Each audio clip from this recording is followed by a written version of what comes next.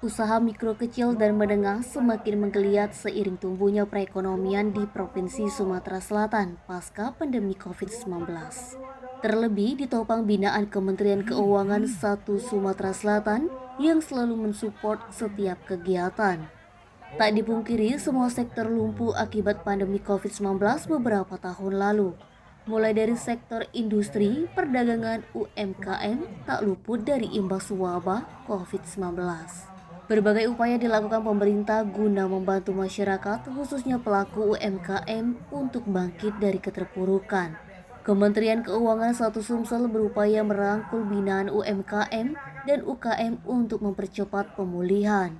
Di antara upaya yang dilakukan menggelar Festival UMKM Expo di pelataran parkir Kanwil Ditjen Pajak Minggu 12 Maret 2023. Leni, salah satu pelaku UMKM, mengaku setelah mengikuti binaan Kementerian Keuangan Sumsel, bahkan setiap minggunya selalu ada event dan festival yang diikuti penghasilan meningkat dari sebelumnya. Tak hanya itu, penyaluran kredit usaha rakyat juga sangat membantu menopang modal. Bazar dan festival juga menambah semangat untuk berjualan. Edi Sumekdutku melaporkan.